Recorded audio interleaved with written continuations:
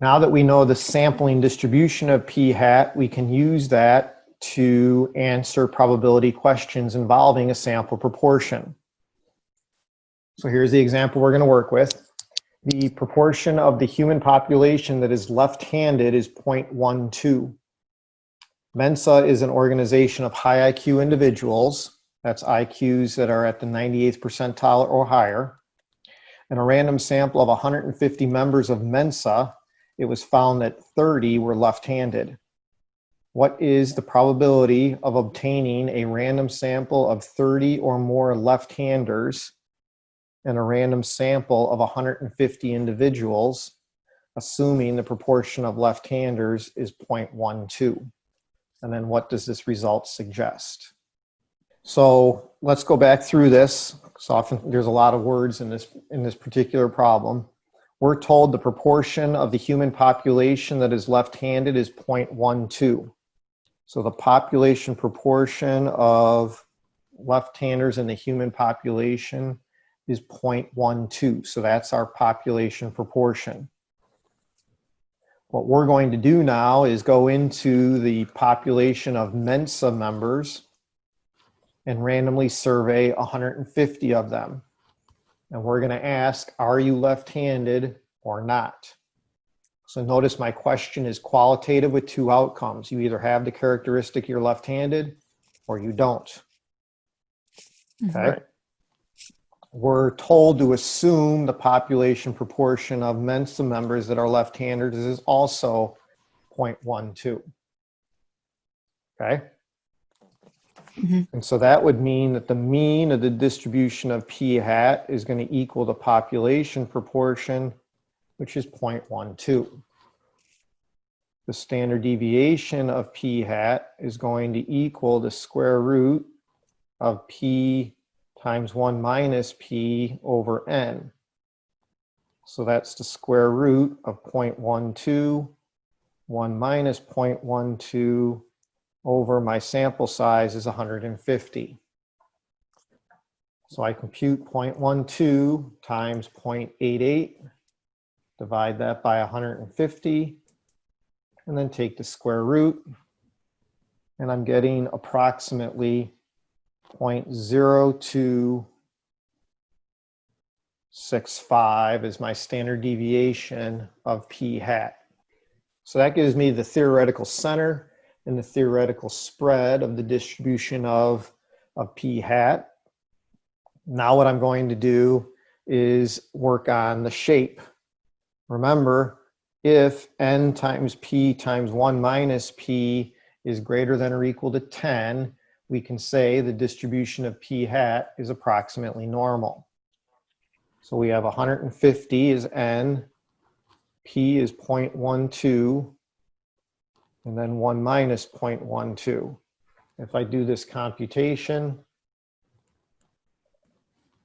I'm getting 15.84, which is at least 10. And then the last condition that I have to satisfy is my sample size can be no more than 5% of my population size. Were we told how many Mensa members there are? I don't think so. I don't think so. No. No, we weren't. Just surveyed 150 of them. Yeah. I mean, IQ's at the 98th percentile. I'm sure there's at least 10,000 Mensa members worldwide, wouldn't you think? Yeah. If I even if I did 5% of 10,000, that's 500, right? So 150 is definitely less than 5% of my assumed population size of 10,000. And I think that's a pretty conservative estimate, frankly. And so my sample size is less than 5% of my population size. So my normality requirement was satisfied. So now I can say the distribution of p hat is approximately normal. There we have that. The mean of this distribution is the population proportion 0.12.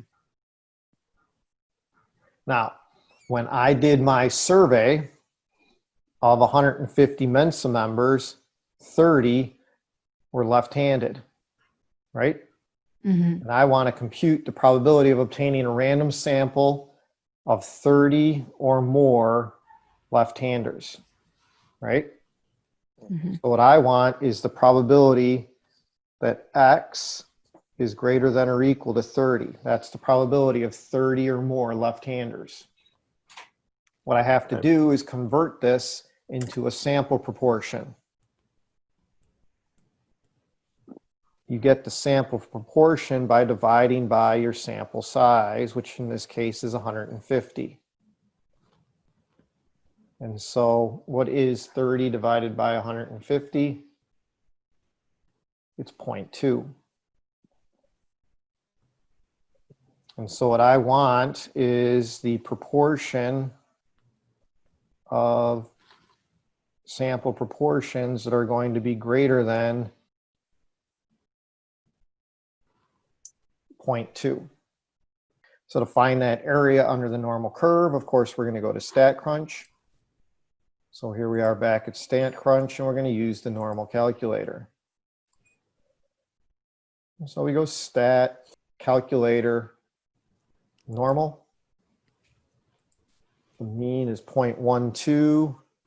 My standard deviation was 0.0265, right there, 0.0265.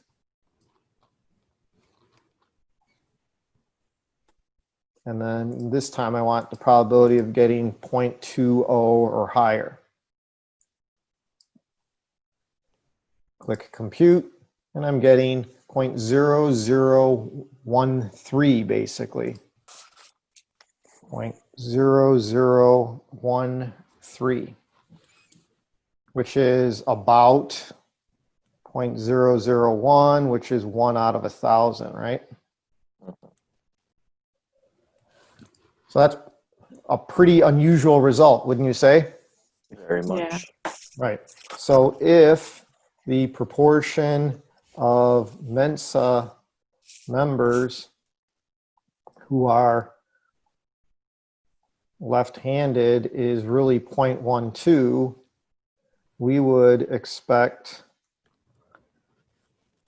a sample proportion of 0.20 or higher in about 1 of every 1,000 repetitions of this study, which is highly, highly unusual. And so the moral of the story here is either A, we just happened to pick a bunch of left-handers in our survey of 150 Mensa members. That's one explanation. We just happened to pick a lot of left-handers.